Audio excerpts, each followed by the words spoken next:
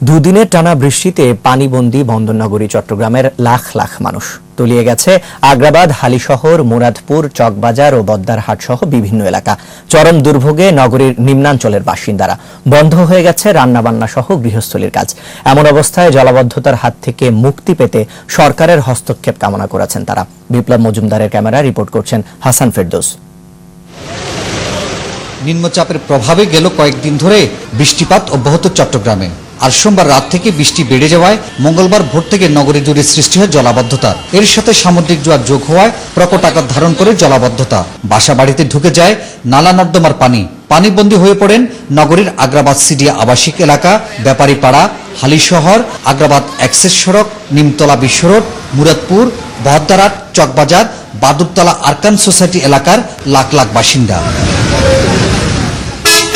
পানিবন্দী থাকায় এইসব এলাকায় বন্ধ হয়ে যায় রান্নাবান্না সহ গৃহস্থলী সব কাজ।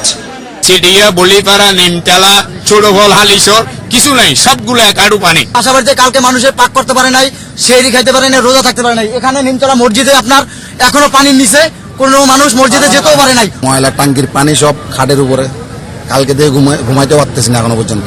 পরিস্থিতির উন্নয়নে সিটি কর্পোরেশন সহ স্থানীয় প্রশাসন এবং সরকারের হস্তক্ষেপ চান পানিবন্দী মানুষেরা।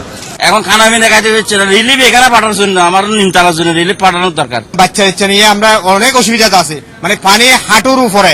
এখন এই বাঁধের কারণে এমনি জীবনে কোনোদিন এই ধরনের পানি আমরা দেখিও নাই। 24 ঘন্টা পানিবন্দী, নাই বিদ্যুৎ, ঘরের জিনিসপত্র সব নষ্ট হয়ে যাচ্ছে।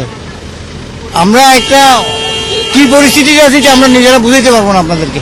এদিকে মঙ্গলবার দুপুর পর্যন্ত চট্টগ্রামে 131 মিলিমিটার বৃষ্টি রেকর্ড করে আবহাওয়া অধিদপ্তর। টানা বর্ষণ ও পাহাড়ি ঢলে বন্ধ হয়ে গেছে চট্টগ্রামের সাথে বান্দরবান, রাঙ্গামাটি, কক্সবাজারের যান চলাচল। টানা কয়েকদিনের বৃষ্টিতে বন্দরনগরীর অধিকাংশ এলাকা এভাবে হাঁটু পানি, কোথাও কোমর পানিতে নিমজ্জিত হয়ে আছে। বন্ধ হয়ে আছে যান চলাচল। দুর্ভোগে পড়েছেন নগরবাসী।